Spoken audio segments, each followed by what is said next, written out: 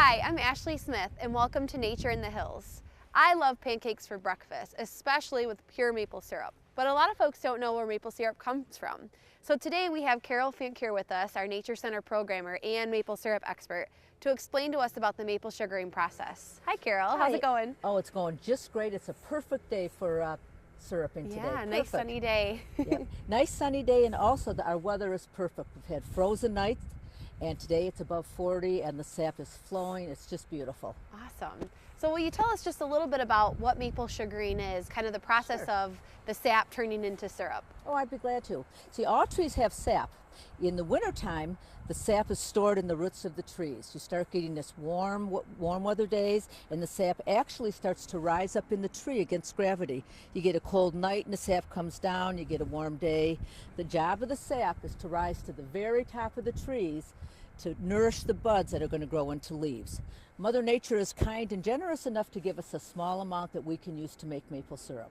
So you talked about how the sap moves up the tree and into the buds to create those new leaves for springtime, and all trees have that sap, but why do we use maple trees and how do we know that this is a maple? That's a great question, Ashley. All trees have sap. Maple trees just happen to, their sap has to contain a little bit more sugar than other types of trees. Okay. And just the way that the sap runs in the springtime, it runs a lot faster than in a lot of other trees. Right. How do we know that it's a maple? That's an excellent question. We can't tell by the leaves Right. because the leaves haven't budded yet. So we look at first the beautiful silvery bark of a maple tree. That's one way that we can tell. But the most definitive way is that we look at the branches, and we're looking for something called opposite branches. I tell the kids every bud has a buddy. Good way to remember, there's only 4 trees that have opposite branching. That's a maple tree, an ash tree, a dogwood tree, and a horse chestnut tree. If you remember the phrase mad horse, maple, ash, dogwood, horse chestnut, those are the only 4 trees that have opposite branching.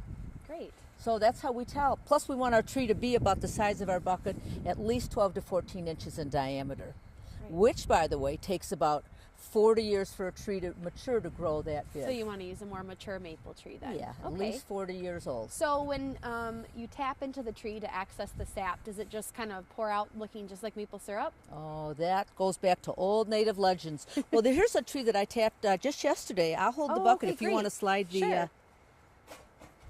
We are having Wow. an amazing run today. This is what maple sugarers dream about, is seeing drops coming out Right. like that. Drop So by if you drop. notice, Ashley, it looks like water. It almost tastes like water. Smells like, it's a little bit sweet though. It's about 97% water and 3% sugar. Our job as sugarers is to boil and boil and boil till we boil away most of the water. So the only thing we take away is the water. We don't add anything to make it sweet. That's the sugars that are cooking. Yeah, It's so going you're to just getting take down to the sugar part. exactly. It's going to take about 40 gallons of sap to make 1 gallon of syrup. Wow. So it takes a lot of sap to make syrup, which is why it's such a precious commodity Right, for because us. a lot of folks, they go to the store and they buy the maple syrup, the log cabin or Aunt Jemima syrup. Is that the same kind of syrup that we're making today? That's absolutely right. It is not the same kind of syrup. When you look on the back label of Mrs. Butterworth's or Aunt Jemima or Log Cabin, you'll see that that has 0 maple syrup in it. It has other ingredients: corn syrup, preservatives, salt, food Artificial coloring, artificial coloring, Yeah. artificial flavoring, nothing that is real. Real pure maple syrup has only one ingredient, and that ingredient is sap. After we boil and boil and boil, that's when we turn it into syrup. Gotcha. So this will take a couple buckets then collecting to get a good amount of syrup boiled down from that then. Exactly. Right. If you figure if you collect a gallon of maple syrup or of sap, you boil it down, you're going to get about 1/4 of a cup of maple okay. syrup.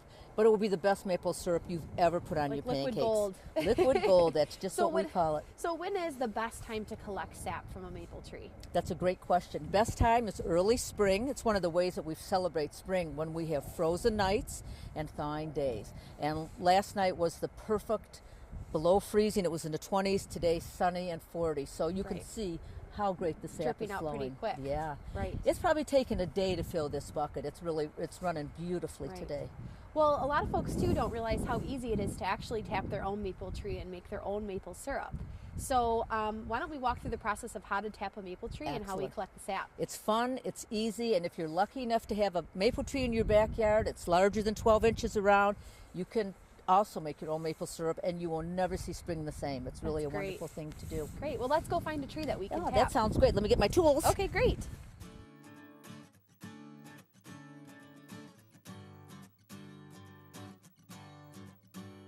Okay, so we finally found our maple tree here and She's a beauty. identified it. Yeah. So I think we're ready to start the tapping process. So what kind of tools are you going to need for this? Okay, what I'm using here is an old-fashioned bit and brace drill. This is 5/16 of an inch in diameter. The smaller the drill has a little less impact on the tree. The tree does heal itself at the end of the season. We always make sure that we pull our taps out, and then the tree heals up, gets like a little scar, and it's fine. The first thing I always do, though, before I ever tap, is always thank the tree, Right. because we get so much from trees. We get, you know, wood for fire, lumber for building, fruit trees, housing for animals and insects and birds. And on a hot, hot day, there's nothing better than sitting under the shade of a beautiful tree. Right. And one thing to remember, too, that we all are on the same planet. We breathe the same air. So we breathe out carbon dioxide. The tree breathes in carbon dioxide, releases oxygen. We breathe in the oxygen. So we're all breathing together on the planet. So I'm very grateful to the trees. So I always say thank you so much, tree, for everything you're going to offer us. And I'm going to drill in here about 2 inches into the tree.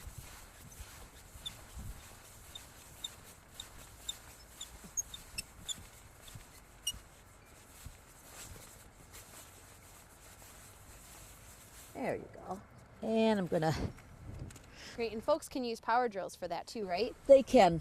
I recommend you put the power drill on as slow a speed possible. You want to impact the tree as little as you can. And then what size was your... It was 5/16 of an Okay, inch. Yep. Great. Oh yeah, you can see it Oh, coming out look already. at that. Wow. Okay, the next thing we're going to do is put in the tap or the spile. I've got it in here somewhere. Okay. Where can folks get the spiles from?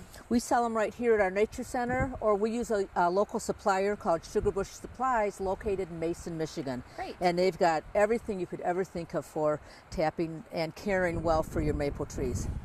So the next thing I'm going to do, we're going to put this in and have you tap in a little bit. All right. We call that tap tap. One of the reasons. Oh, it's already coming. Oh, there she look goes. at that. Beautiful, Ashley. Look at that. Wow, you can That was see just each waiting. drop. So now that it's dripping out, so you can use a bucket or any type of thing to collect the sap, right? Yes. Oh, could you hand me that? Oh yeah. We also, if you want to try this at home, like I say, you just use a plain old water jug. I'm going to drill a little hole right in the top here to hook it right on the spile.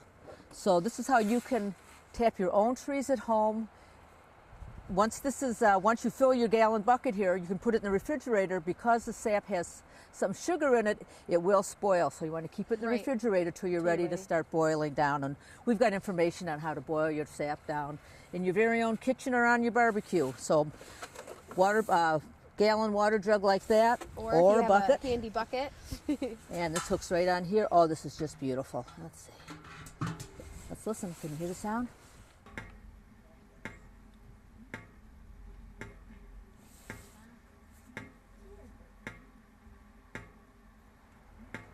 That's beautiful. Yeah, so It's it's really a perfect beautiful. day. The sap is flowing really, really fast.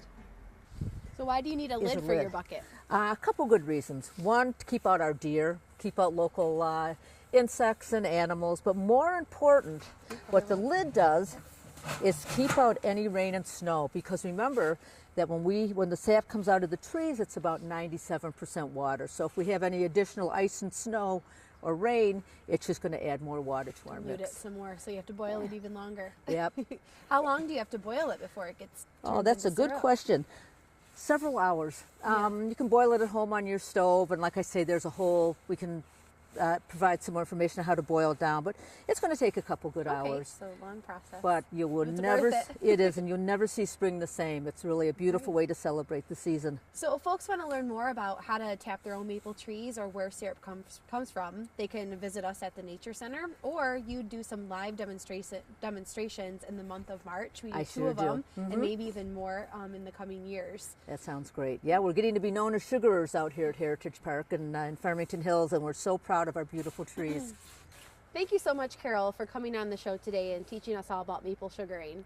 Well, you're very welcome. It's a pleasure to come out and work with Mother Nature and her absolutely beautiful maple trees, and it's just a pleasure. And it's a pleasure to teach folks how you can be sugarers in your own backyard. Right. It's pretty easy, actually. Yes, it is. And we're lucky enough here in Heritage Park to have a lot of maple trees that we can collect sap from. Exactly. So we do maple sugaring live demonstrations throughout the month of March. And then also the staff at the Nature Center is always ready to answer questions that folks have about maple sugaring as well. Great. Thank you for watching this episode of Nature in the Hills.